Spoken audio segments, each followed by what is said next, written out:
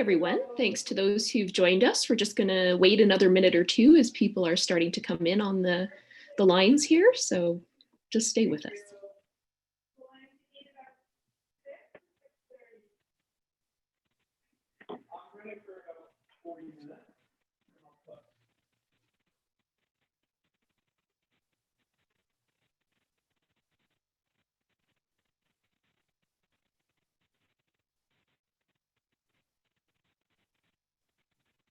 Hello again to everyone who has logged on. We're just going to give it one more minute and then we'll begin.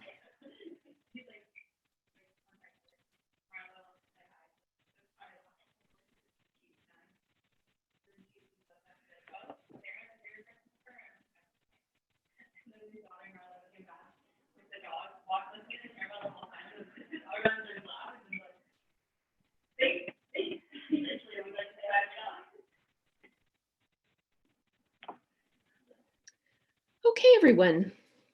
Hello and welcome. We are going to get started with a land acknowledgement. And while we're not together in a physical sense, we're connecting from our own spaces, which are on the traditional territories of Indigenous peoples. And I'm going to give a land acknowledgement that relates to where I am in East York, not far from Toronto's downtown core. So I invite you to turn your mind to the land which you're on. And I want to acknowledge that this land is the traditional territory of the Anishinaabe, the Haudenosaunee Confederacy, the Wendat, and the Mississaugas of the Credit First Nation. We give thanks to these peoples and any other nations, recorded and unrecorded, who've taken care of this land.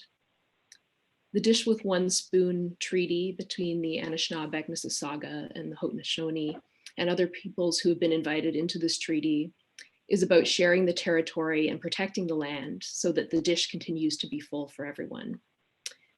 And as we plan for the COVID-19 recovery process, we should be bound and guided by this treaty and the knowledge and experience of the First Peoples as we build a kinder, greener, and more just and resilient society for all. So with that, thank you again for joining us. My name is Amay, and I'm the Executive Director of the Toronto Environmental Alliance, or as many of you know us as, T. And I'm so pleased to be joined by David Miller today, who is the Director of International Diplomacy and Global Ambassador of Inclusive Climate Action at the C40 Cities Climate Leadership Group. He's responsible for supporting mayors in their climate leadership and for building a global movement for socially equitable action to mitigate and adapt to climate change. And as I'm sure many of you know, he served as the mayor of Toronto from 2003 to 2010. And I should add, is a longtime friend and supporter of T. So thank you so much for joining us, David. It's a pleasure. And I would hope people knew that I was the mayor, but I guess we'll see how the conversation goes. Anyway, T is, continues to do superb work. And I think in this moment, it's even more important. So I'm really glad to have a chance to talk. I look forward to the conversation. Thanks so much, David. And certainly your work today in your role is highly relevant to the conversation of a just and green recovery, which we're convening about today. And I'm just going to give folks a little run through of how this online discussion is going to go. We're very pleased to have close to 400 people registered for this event. As participants, you aren't able to actually talk to us, but you can use the chat function at the bottom of your screen, which is seen by everyone. You can post questions for David in the chat, and also for the T team. If you need some technical support, you can chat directly to the team. And if we get many, many questions, we'll do our best to answer them. And the team will try to also pick out some common themes if we don't get to all of them. So as we're getting going here, I will ask you in the spirit of mutual support and collaboration that anything you put in the chat is respectful and does not discriminate against anyone or oppress anyone. So thanks very much. Just want to set the context, as this is a series in which we're exploring the theme of a just and green recovery. And as we discussed in our last event, the pandemic is really highlighting a lot of existing vulnerability and inequity as people have different experiences with the impacts of COVID-19. But we're also seeing this great momentum of work led by community members, organizations, and local businesses, which really gives us a lot of insight into what's possible when we all work together. And we're seeing some really important decisions starting to be made by different levels of government. Here in Toronto, Mayor John Tory has established the Toronto Office of Recovery and Rebuild, which is guided by several themes, including building preparedness, resilience, equity, business and cultural development, and government and fiscal renewal. So David, let's jump into some questions for you to get the conversation going. In your role, you have an international portfolio and perspective, and maybe you can share a little with us what Toronto can learn from cities and other jurisdictions around response and recovery. What are some of the positive developments that you're seeing? Well, from my perspective, mayors are really grappling with the extremely difficult moment, not just for the obvious reasons that this is an unprecedented health crisis. I was in office during the economic downturn of 2008, 2009. So I'm very familiar with the challenges of being a mayor in a really serious economic downturn. But this crisis is both and more, and it's unprecedented. And I think one of the really difficult challenges for mayors and also for all of us as residents is we don't know when it's going to end or ameliorate, and it's extremely difficult to plan from that perspective. So, in that context, what are we hearing? Well, the first thing that mayors asked us to do, and just to give a bit of background for people who don't know, the C40 Cities is an organization today, started at 40, but it's now 94 of the world's major cities. It's organized by mayors. We report to an elected steering committee of mayors elected by their peers. The current chair is Mayor Garcetti of Los Angeles. So it's an organization of mayors. And as the crisis started evolving, they asked for a couple of things. One is they're thirsty for peer-to-peer contact to listen to each other about the best practices that are happening everywhere on responding and on recovery. And the second is they want to build a joint set of asks for what national and provincial and state governments, depending on the country, should be doing to support the leadership of mayors. It's a very long answer to a simple question, but as a result of that, we have started a task force called the Global Mayors COVID Recovery Task Force. It's going to produce a report in June, an interim report, a final report this fall, and it's around those two themes. What are mayors and city governments doing to create a low carbon, equitable, and healthy recovery, and what the national governments need to do to ensure that the recovery is low carbon, equitable, and healthy. And there are lots of examples of individual actions taken by cities so far, particularly around ideas like the 15-minute neighborhood. And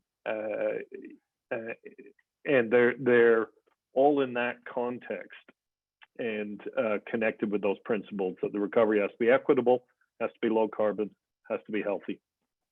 Can you tell us a little bit more about that concept, the 15-minute neighborhood?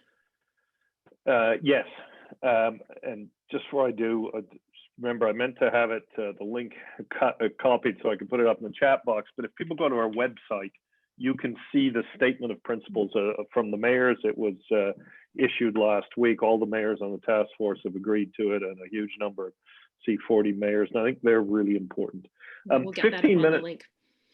The 15-minute neighborhood's really an interesting idea. We're seeing this conversation globally, and particularly in Paris and Milan and Vancouver, although I think Vancouver calls it the 20-minute city or the other way around. But the idea is what we're seeing, because of the distancing requirements of COVID to keep us all safe, we're seeing people living at home in their neighborhoods. And so it has created this idea that as we recover, and the recovery is going to be slowly, there is no switch, as I think everybody knows. You can't just turn the switch on because you will have disastrous health consequences. As we recover, how can we help people from a transportation perspective live in those neighborhoods? How can we help them from a social perspective? Parks and public spaces have a huge importance here. So do walking and cycling networks, really critically important if people are going to be able to get around and live in their neighborhoods. And in our main streets, in England, they call them high streets, where the local businesses are. Done right, this becomes an economic development strategy as well for small business. So the idea in Paris and Milan is to build cycling and walking networks, given that car traffic is down tremendously, that serve those local purposes as well, that aren't just a means of getting in and out of downtown, serve local neighborhood purposes to enable people to live healthy, fit, active, low carbon lifestyles in their own neighborhoods in a way that encourages local business and helps build back really sustainable and long-term jobs. And as we're sort of seeing this rooting in the local neighborhood, what do you see as some opportunities for residents to get more involved in local decision making? If you can speak a little bit to sort of the community engagement dimension of how this may move forward. Yeah, I think Montreal, Milan, Paris, Barcelona are doing this very, very well. And some of the African cities face immense challenges. We can talk about food a bit later. It's one of the challenges working with our cities on. Face immense challenges in their informal neighborhoods and have to think about how do you engage people in these informal neighborhoods that don't have basic services. Really big challenge. I think in Toronto, because of the cuts to council in the last election, it's exceptionally difficult for a member of council to represent a ward the size they are, because being a city councillor at its best is about being out in the neighborhood with constituents every night of the week. And when you represent twice as large an area, half of those constituents aren't going to have you anymore. It's really clear. So I think we have to be creative as Torontonians ourselves. And that's why, tea is really important in this context, because we do need to talk about a low carbon, equitable and healthy recovery. And we, in the same way that social distancing has worked because people do it, it's not working because police are arresting people in parks. It's working because we have chosen to do it because we know it's the right thing. And we've done that as a community. I don't know about anybody else on the phone, but I live near Hyde Park. I'm in a single family home, but I am within 3 blocks of my house. There are 19 multi-story, multi-residential apartment buildings from, 8 stories to 26, most of them towards the latter height. And at 7:30 every night, people are hanging off their balconies, banging pots. And to me, it's tremendously reaffirming about community. Also illustrates some equity issues that we can get in a bit later that I think are the reason for people wanting to demonstrate community, but there's something to build on there. And I think we're not going to be able to rely on the traditional leadership we've had from members of city council to bring community together and listen, because it's very, very difficult when you represent 130,000 people to meet in groups of 50 and 70. I mean, it'll take you years. So I think civil society at this moment needs to step forward in the same way people are with the pot banging. Yeah, thank you for that. It seems like a moment of reimagining community. There's so much that has already gone on in vertical communities and multi-residential buildings in terms of neighbor supporting one another and other types of communities with the mutual aid networks that are so highly active right now. And it sounds to me like those are things that we're really going to need to carry forward as we're building our society in a recovery phase. And maybe, David, you can just elaborate a little more on some of the core elements that you see as being really fundamental for Toronto on this path as we move forward into the recovery phase. Sure, and I think I need to start with some first principles before we get to that, because what COVID has shown to me is how very starkly, how inequitable our society is. The impacts of the job losses, are gendered. You know, women are having far more job losses. We've seen what's happened in the long-term care homes and with personal care workers, who tend to be women, tend to be often newcomers, and tend to be people of color. And they're not just tend to be, they are paid exceptionally poorly. And they have to work multiple jobs because they usually work through an agency. So to be able to put food on the table, they have had to put their own health at risk. And I think, and in addition, what's happening in the meat plants in Alberta, for example, which is horrible.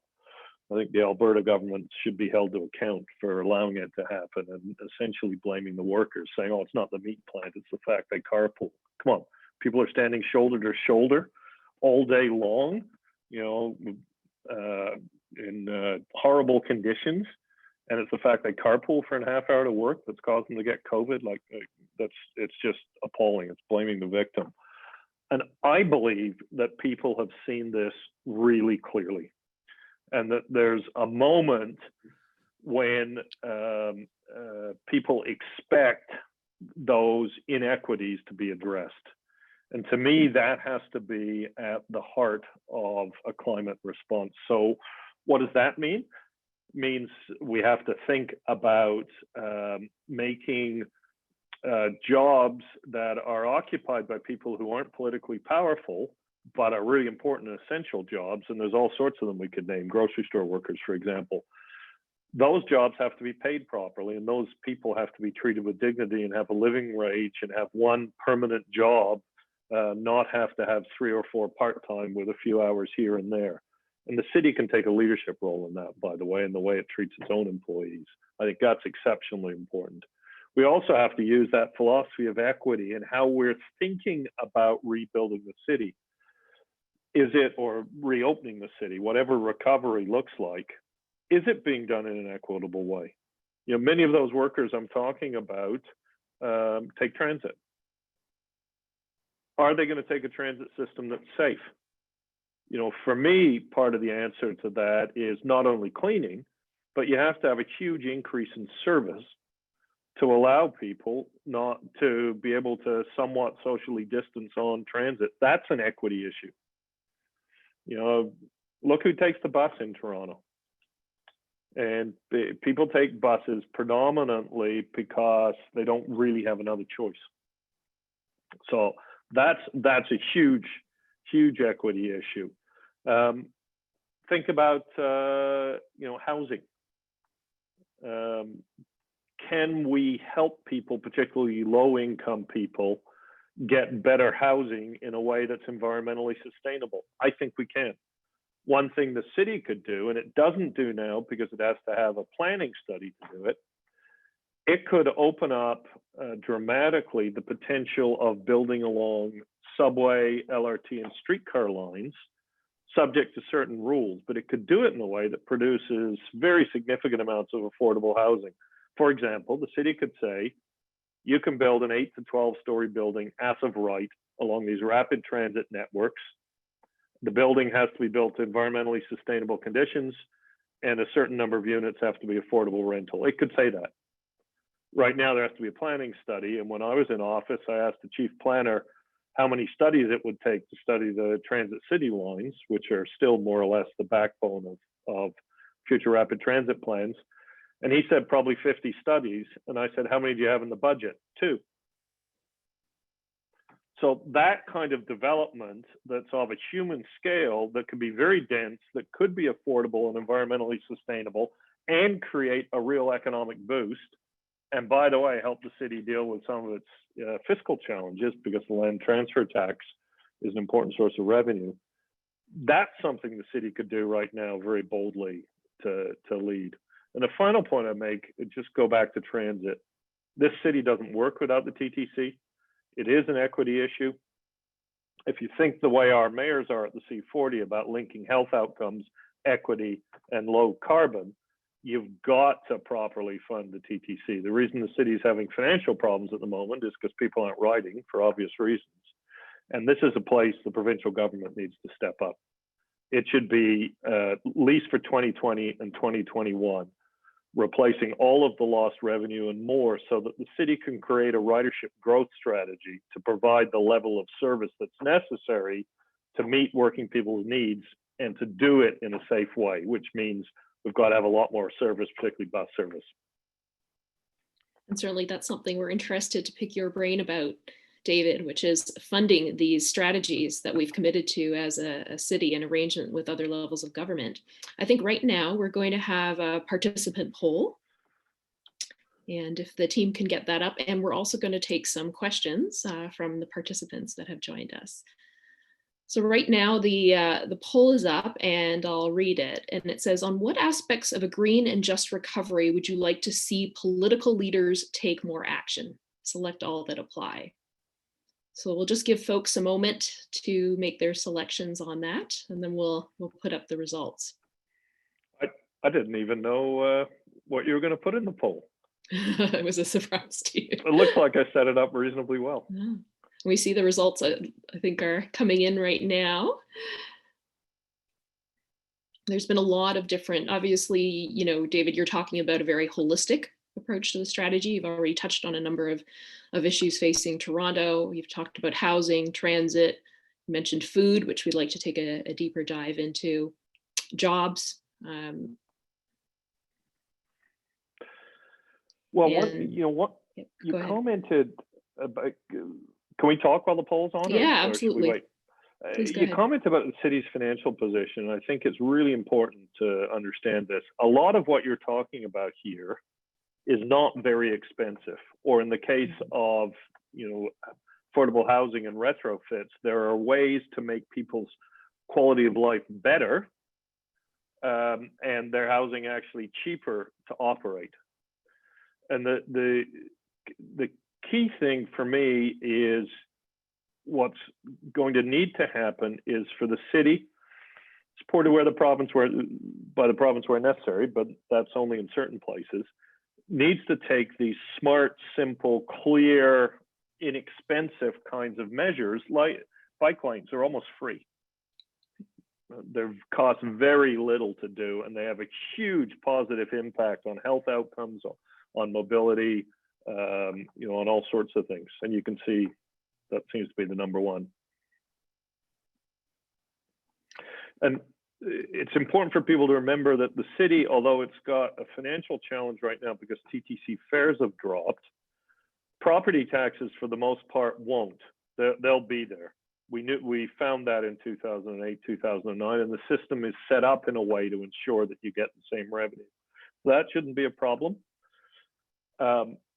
If the province can close the gap on the TTC, which it should, its obligation is to do that. It keeps arguing in court that the city is its responsibility. So, step up to the plate, it's time. The land transfer tax drop in revenues will be the one place the city has operating side a problem. The capital side will be different.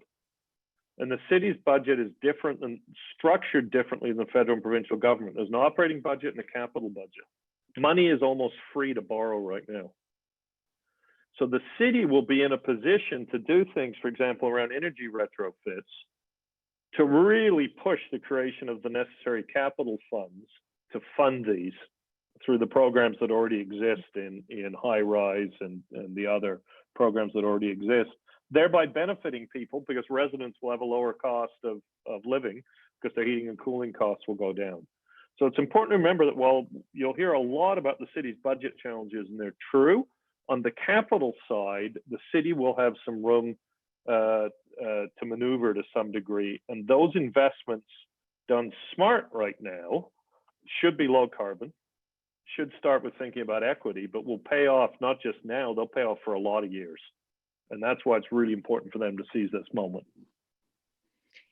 Do you think there's any value, David? You've pointed out that the city does have quite a lot of agency in the funding picture. We also know that other levels of government haven't necessarily stepped up to their full responsibilities when it comes to certain things. And we see ongoing negotiations around things like funding transit. Is there any strategic value in packaging this in this moment as needing to get a new deal for cities in terms of the funding arrangements with other levels of government versus or maybe also going out to negotiations on specific issue areas like transit and housing and such? I'd say yes and no. Yes, because the New Deal for cities has been something that municipalities have been advocating for quite a while. The first stage of it was really brought in when we negotiated with Paul Martin's government and Dalton McGuinty's, and there were big steps. But and what's really needed is a share of income or sales tax revenues. And while those are down at the moment, they will go up over time. And the problem, the strength of the city's financial system, that it's mostly based on property tax, is now in a downturn.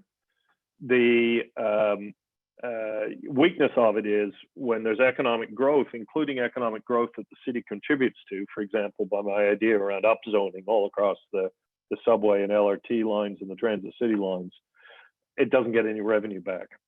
So it's actually not in the city's economic interest always to create a strong economy. So in the longer run, that's going to be really important as things bounce back.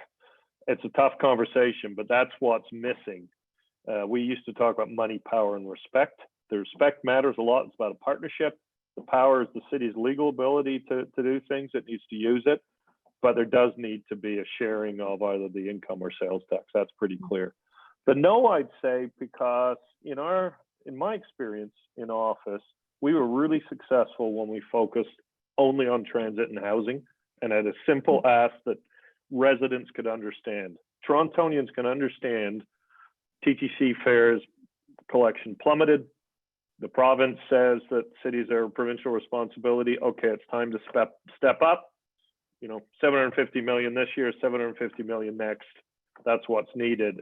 And in some ways, it's easier to get that 750 million than it is a million here and a million there and 10 million from parks, because people understand it, and they can understand at this moment. The provincial government should be investing in Toronto, Ottawa, Hamilton. Probably those are the transit systems that would need the most money. So there's an opportunity to galvanize people around those issues that yield tangible benefits for them. I want to move over to some questions that are coming from our participants. So David, you'd mentioned that food is something that's been very important among the mayors that you interact with. So I have a question here from Zach on food waste, and it's, are there ways to promote local food security and also reduce GHG emissions from food waste? What have you been seeing on the food front? There's a ton of work going on amongst our cities about this, both on the food waste side, which is really about composting, but in terms of traditionally, and Toronto's challenge is we have a very good system, but it doesn't get into buildings, and T's been really working with, I think it's Mayfair on the Green, is that the That's building right. in Scarborough? Yes, indeed. With the wonderfully named superintendent. Oh my gosh.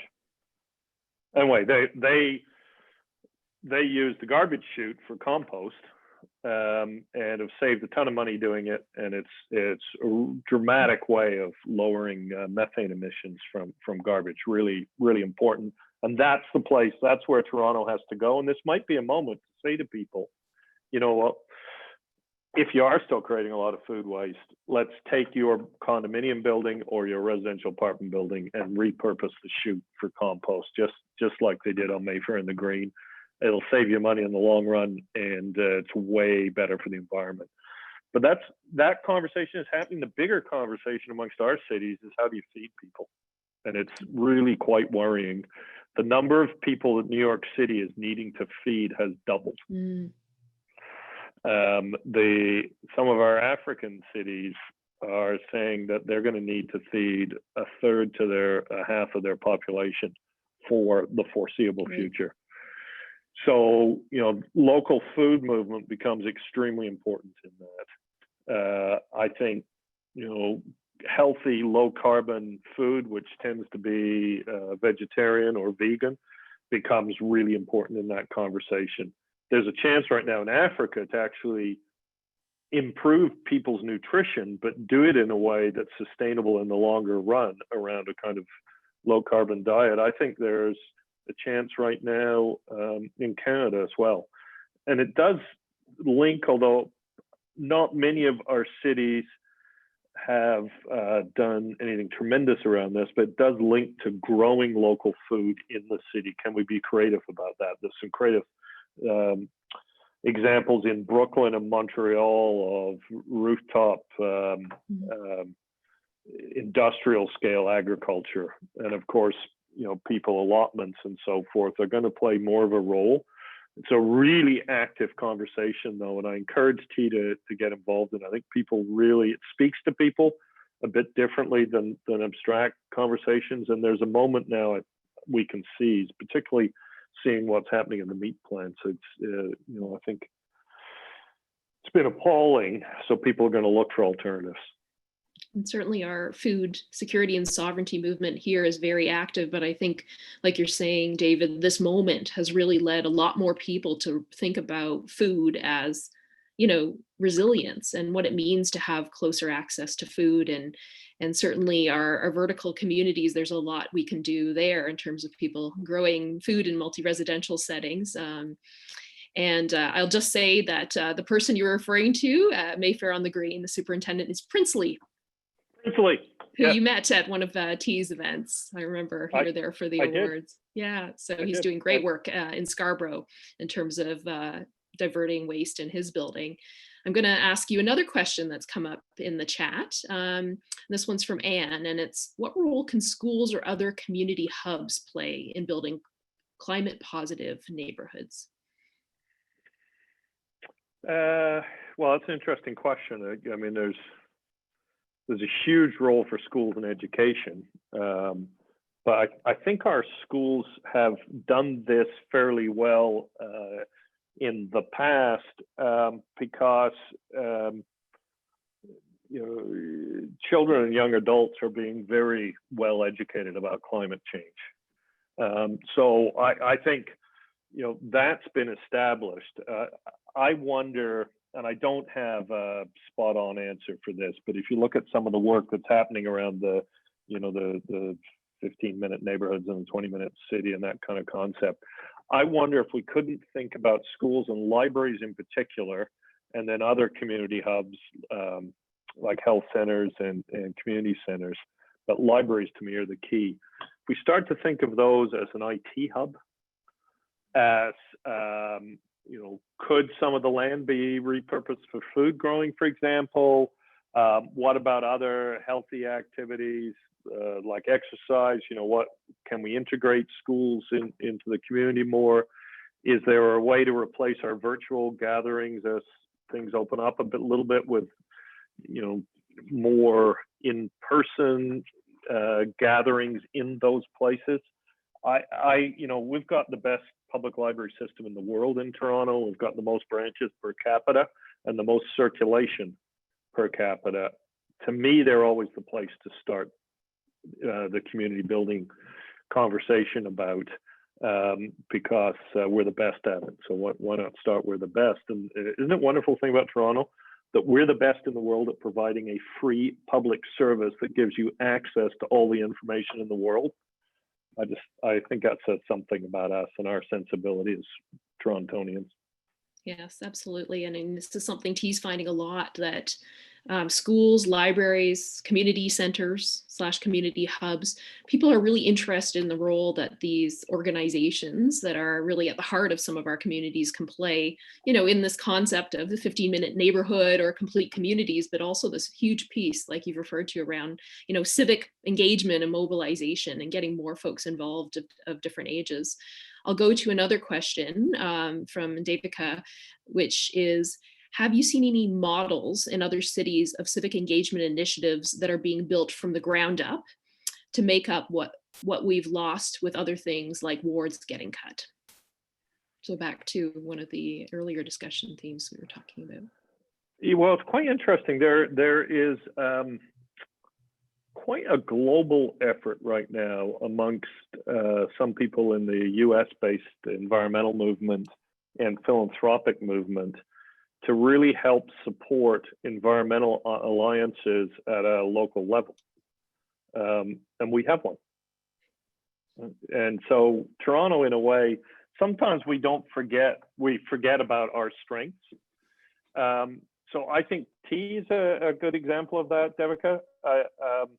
I think, although it's for quite a different, perhaps, purpose, but Slum Dwellers International, which works with people in informal settlements, and its entire executive is people from informal settlements elected through a democratic process, really speaks to that kind of organizing. And it's about the hard work of on the ground, listening to people's real needs, not thinking you're coming in to give them an answer, to work to create spaces for them to be able to talk about their needs. And I think you're going to see, coming out of the recovery here, people expressing a lot of wanting equitable results and themselves to be included in decision making. So I do think it's fertile ground for that kind of community-based organizing. But I'm kind of old school. To me, it starts basically with knocking on people's doors, I guess physically and electronically, and listening to them. And in that spirit, I mean, one of the things that we've seen incredible work linked to these days is this network of mutual aid groups that are active in many neighborhoods in Toronto that are really supporting neighbors who may have special support needs during this time, and organizing the community so that different folks can have access to services and groceries and things that are really essential, in a time when it's very hard to find that. Now, how can we take that kind of community structure or social infrastructure, if you will, and move that forward into the recovery phase? How can the city support those kinds of initiatives, and how can we as residents sort of keep that momentum going so that those aren't just there in time of emergency, or even just recognized in the time of emergency when we know this good work at community level happens all the time, but how can they be really recognized as an important element of engagement and support as we move into the next phase? So I think, first of all, there's a really important role for the city in empowering community organizing by listening to it and being seen to listen to it. It's immensely powering if you see change happen. And so, it could be quite possible for city council to start a specific process to engage people on recovery, and do it in a way that organizations see that they're listened to. I'll give you a couple of examples of things that have been done in the past. The one was called Listening to Toronto between 2003 and 2006. And what we did in those years, we took the city budget to communities, was presented by the then chair of the budget committee, David Signacki. I would say a few words, but then no politician was allowed to speak. And civil servants facilitated roundtable discussions amongst residents to talk about what they wanted in the city budget. And it was very empowering. And we made sure that what came out of those discussions was included in the budget process in a way that people could say, you know what, I was listened to. Very empowering. And I think if we envision a process now that's maybe not about the budget, I don't know, could be, but about recovery and where to invest and how do we rebuild transit in a safe way that meets our equity goals, and how do we address equity in housing, and how do we make jobs fairly and properly paid, and how do we address the intergenerational inequity that's about to happen. We've got a whole generation that's graduating from college, high school, college, and university, and those who are trying to go on to work, where are they going to find work? The city could have a role there too. Could it create a Toronto Green Jobs Corps with jobs in all kinds of, from policy and law students all the way to people being trained in trades around taking care of trees. There's all sorts of things you could imagine.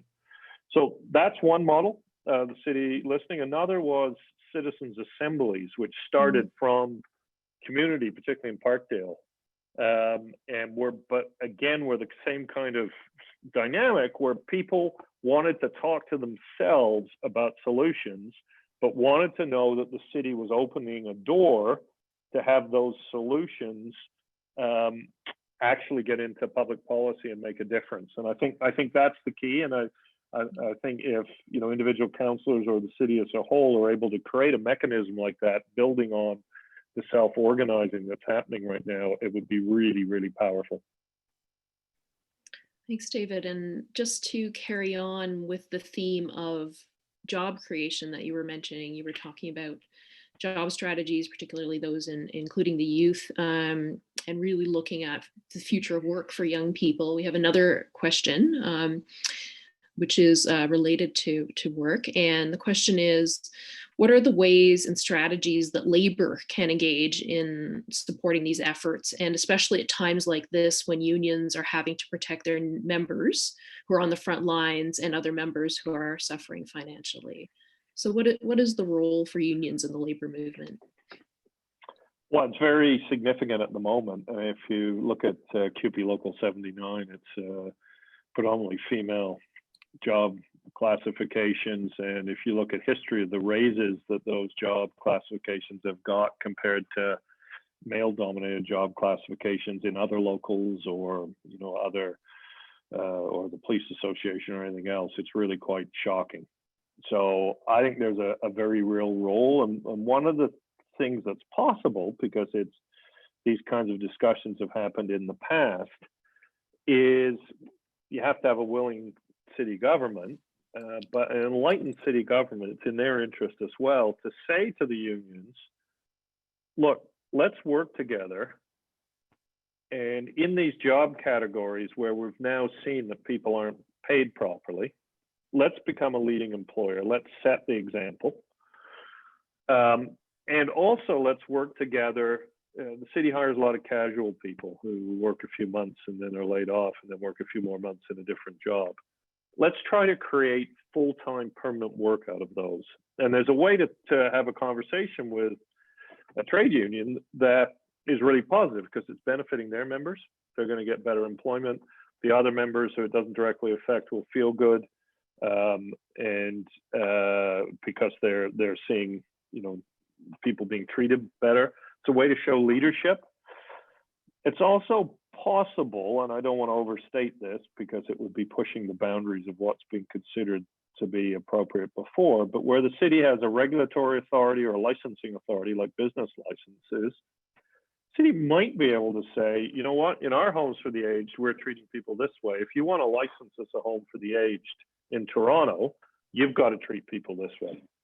Now, that's not normally seen as the way these business licensing is supposed to work. It's seen as a routine, but this is not a routine sort of rubber stamp as long as you have a front door and so forth on the building. But I think this is a different moment, and it's a time to think creatively. And I think residents are going to want to see that leadership. And if you have that kind of leadership, it's a much different conversation with the union than we're in a financial crisis, we're going to ask for a wage freeze, and there's going to be layoffs. It's a very different kind of conversation, and there's an art to it, and it's difficult. But I think the trade union movement would be very interested in being part of creating good jobs out of the partial jobs that exist now in many of the city's bargaining units.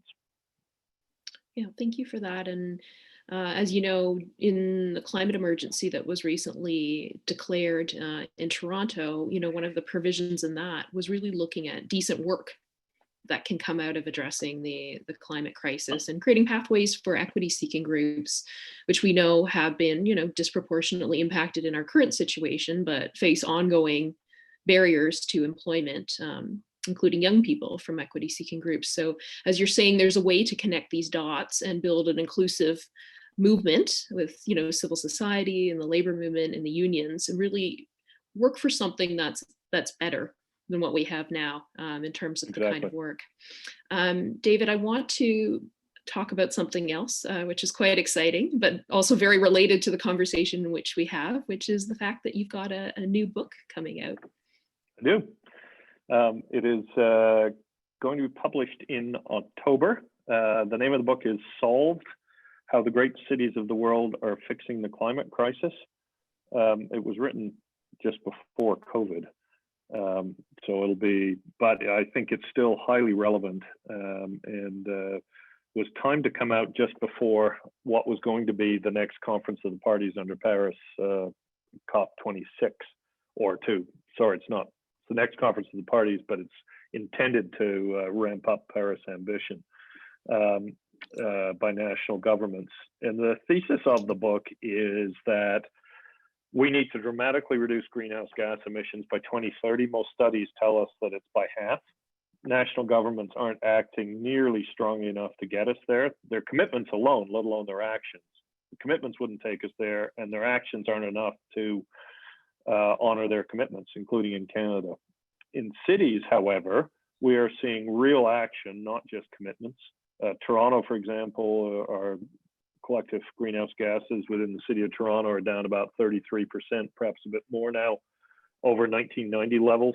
Lost 34 or 35 cities globally have peaked emissions, and they're on the way down.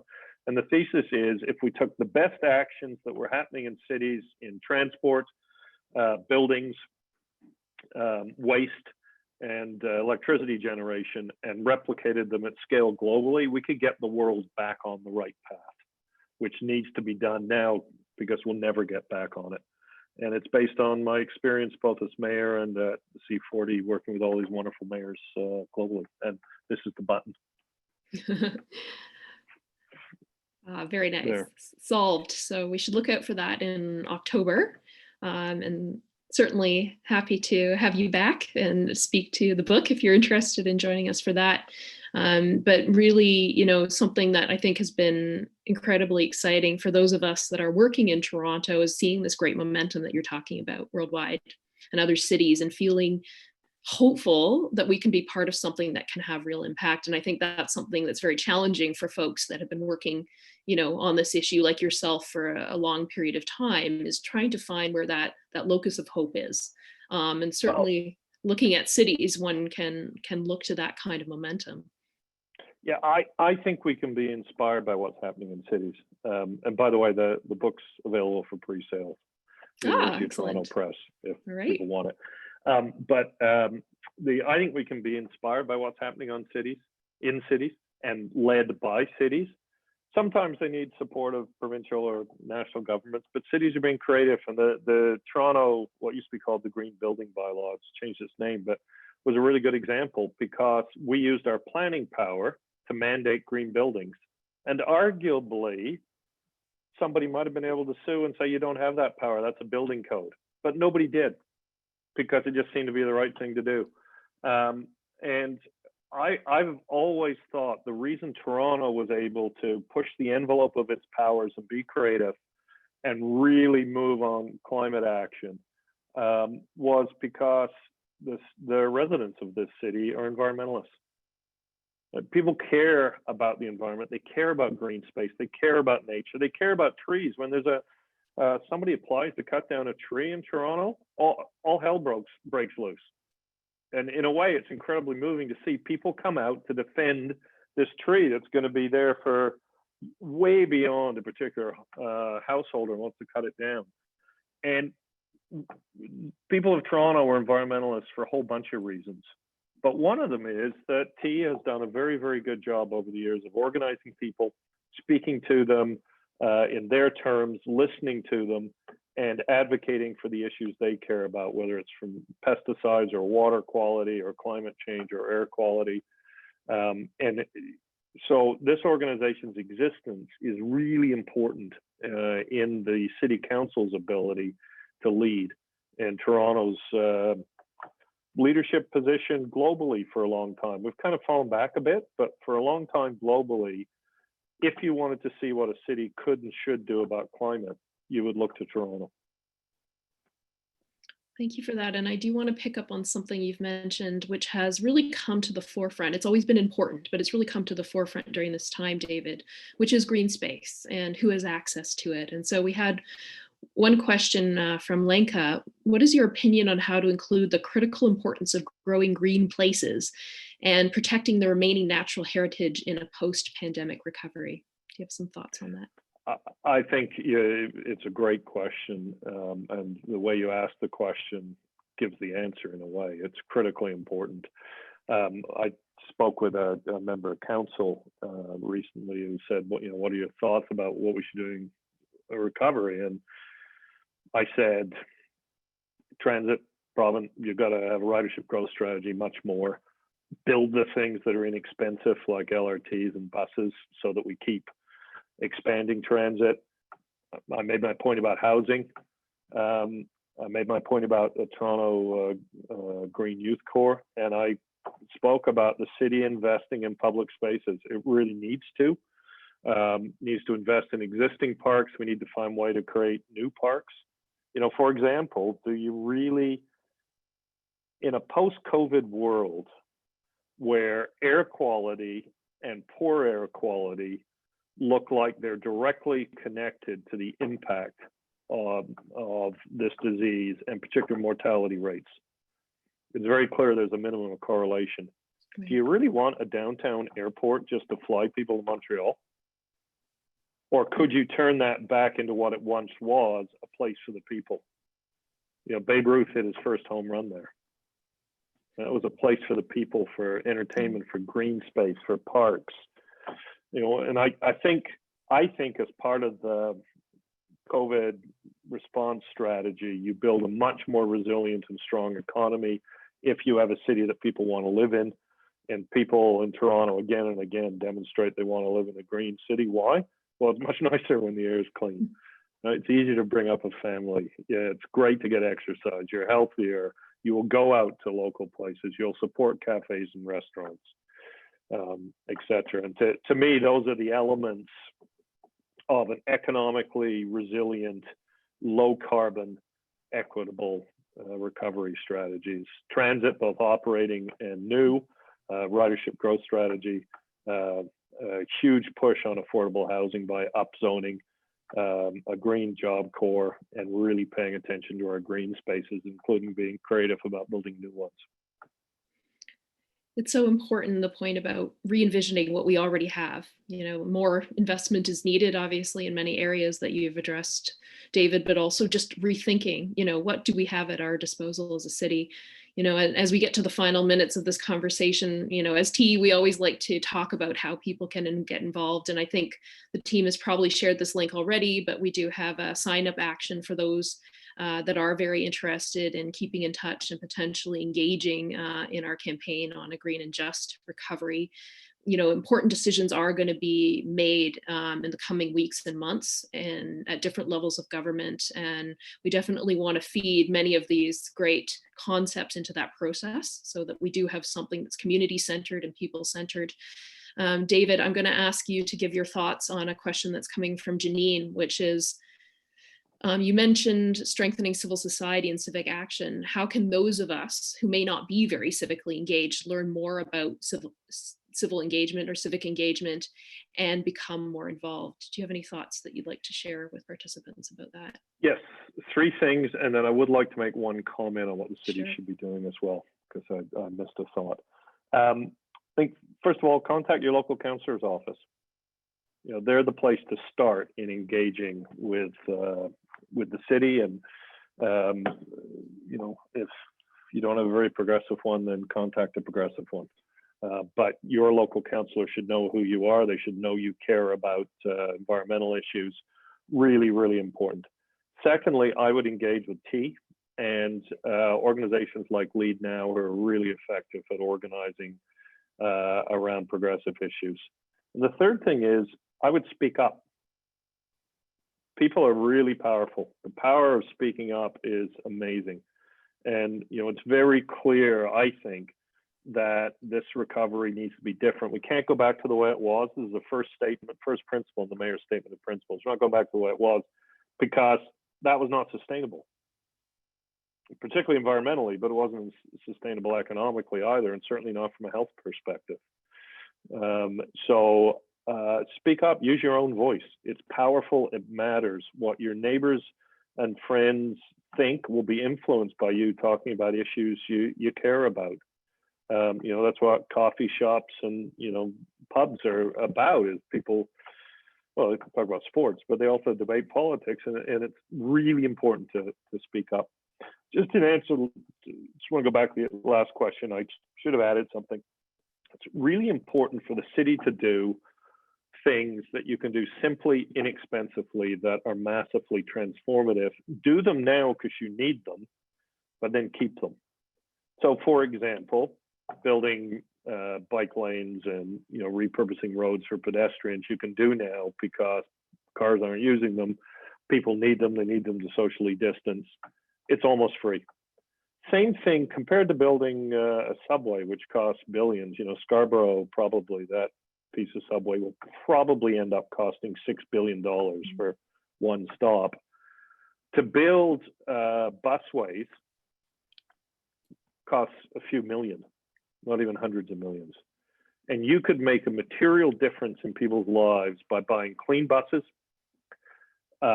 with the low interest rates that are happening at the moment, making them in Ontario, bus factories here to create jobs, and using really separated busways to dramatically improve service. That's something that would make a material difference to people's lives now. And if it's part of a ridership growth strategy, you can provide enough service to address people's health needs to distance as well. Those kinds of things, philosophically, is what the city should be looking at. How do we make a real difference, make the right thing happen, but do it in a fiscally constrained environment? Well, those kinds of things, the most impactful things, actually are often the least expensive. Thanks for that, David. Now we're in the literally final minute of our online discussion. Do you have any final thoughts for our participants before we sign off? My only final thought is, don't underestimate your own power individually and collectively to really make progressive change. This moment's been clear. People who are marginalized from political power because of their background or economic circumstances are being hurt the most by far. Occupations that we used not to think were worthy of a decent income have now been deemed to be essential, and people know that. There's a moment now where people want that fixed, and they also know that we weren't ready for this crisis, and they're going to want to see us ready for the next one, and the next one will be environmental. And your work individually and collectively can make a massive difference in making the right things happen. So keep it up. And I really thank people for your time and attention. My answers were way longer winded than they were supposed to be, but I'm an almost fully recovered elected official, almost. Well, they were packed with lots of food for thought. We really appreciate having you on with us, David, in this virtual gathering as we do these days. And I want to thank all the participants who joined us. It's great to have you with us. Thank you for your questions. You can pre-order David's book, Solved, right now. And look out for the official release in October as well. If you want to stay in touch with T, please make sure you're signed up to our e-newsletter so you can find out about the following events. We will continue with these series. And thank you, David. Thank you, everyone. It was a great discussion. We really appreciate it. Thanks, everybody. Be safe. Bye-bye. Take care. Bye.